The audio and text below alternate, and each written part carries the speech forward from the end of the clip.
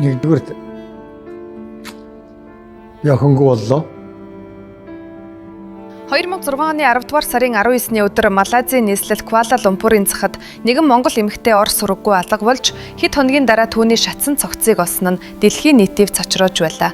Тэр эмэгтэй бол Монгол улсын нэргэн орчуулагч Шарибугийн алтан туяа. Тэр үед алтан туяа Малайзийн шадар сайд асан Нажиб Разак болон түүний ойрын зөвлөх улс төрч Абдул Разак Багинда нарын оролцоотой Францтай байгуулсан зэвсгийн гэрээнд орчуулагчийн үүрэг гүйцэтгэж байсан нэгэн.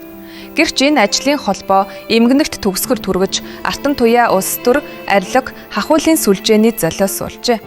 Хэргийг шалгасан Малайзийн мөрдөн байцаагчид түүнийг тусгай албаны 2 ажилтан алж дараа нь тесрэх бодисоор устгасан болохыг тогтоосон ч хэний захиалгаар ямар шалтгаанаар ийм аимшигт хэрэг үйлдэгдсэнийг өнөө хүртэл бүрэн илрүүлж чадсангүй.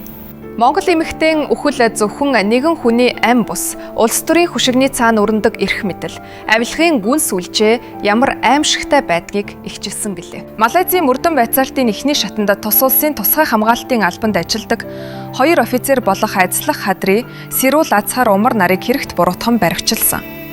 Хэрэг ихт баримт тодорхой байсан ч улс төрийн өндөр албан тушаалтнуудын нэр холбогдсноор шүүхийн процесс 12 жил үргэлжилсэн юм. Тэдгээр офицерууд бид Разак Багиндагийн хүсэлтээр дээд тушаалын дагуу үйлдсэн гэж мэдүүлсэн байдаг. Энэ мэдүүлэг Нажиб Разак тухайн үед Батлан хамгаалахын сайд, дараа нь ерөнхий сайд болсон улс төрчийг сүүдэр мэт дагсан юм. Монголын талаас Артан туяагийн аав багш баримтат кино найруулагч Шарибу ганцаараа үннийг нэхэн тэмцэж ирэв. Тэрээр би үрээ алдсан эцэг биш. Монгол хүний нэр төрийг хамгаалж яваа иргэн хэмээн хэлдэг. 17 жилийн турш тэрээр Малайзийн шүүх, прокурор, төрийн байгууллагын хаалгыг татаж олон улсын хэвлэл мэдээлэлд хандсан. 2023 онд Малайзийн дээд шүүхээс Алтан туяагийн гэр бүлд 5 сая рингит буюу 1.1 сая ам.долларын нөхөн төлбөр олгох шийдвэр гаргасан нь үнний төлөөх тэмцлийн нэгэн том ялалт байв.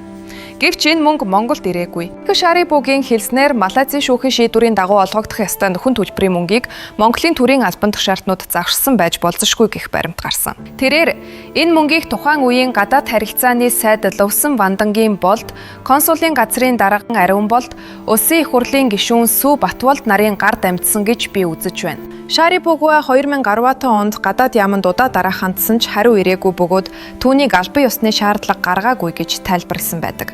Харин уг хэрэгтэй холбоотой 3 болд өнөөдөрч төрийн дээд албан тушаал хашиж буйн олон нийтийн дургүйцлийг төрүүлж байгаа юм а. Шарибугуа би баярлаагүй. Нөхөн төлбөрийн мөнгө юу ч биш. Би охиноо буцааж авч чадахгүй. Харин уучлаарай гэдэг үгийг хэлүүлэхийн төлөө 17 жил явлаа хэмээн хэлсэн нь түүний тэмцлийн мөн чанарыг илэрхийлнэ. Алтан туяа Монголдо Орос, Англи, Хятад хэлтэй боловсралтай олон улсын орчуулгын ажил хийдэг 2 хүүгийн ээж байсан. Түүний баг хүү 15 наснда ээжигээ санаж битгэрсээр өөд болсон.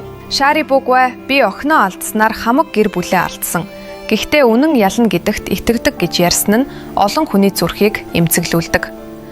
2025 оны байдлаар хэрэг эцэслэн шийдэгдээгүй хэвээрээ. Хэргийг үйлдсэн 2 офицерын нэг нь Австралид, нөгөө нь Малайзад хоригдож байгаа ч захиалагчдын асуудал бүрэн хаагдаагүй байна. Малайзийн дээд шүүх уг асуудлыг дахин авч үзэхийг зөвшөөрсөн бөгөөд хохирогчийн гэр бүлийн өмгөөлөгчид үнэн бүрэн тогтоогдох хүртэл зогсохгүй гэж мэдэгджээ. Шарибугуайг олон улсын хүний эрхийн байгууллагууд Peace Award-д олон удаа нэр дэвшүүлж 2024 онд энэхүү шагналыг хүртээсэн. Түүний дүрийг Холливуудын продюсерууд Монгол хөх өвгөн нэртэй баримтат киноны санаанд тусгасан гэх яриач бий. Өнөөдөр тэр эл төдвийн тухай баримтат кино бүтээж, багшийнхаа ажилдаа эргэн орсон ч охиныхоо төлөөх тэмцлээ зогсоогоогүй. Гэдэс чин базалж байвах яар, бусад зүйлд битгий яар. Тайван хүлээ гэсэн үгийг тэр охиноосоо хойш хэлдэг болсон. Энэ үг бол 19 жил үргэлжилсэн үнний төлөөх эцгийн дуу хоолой юм а.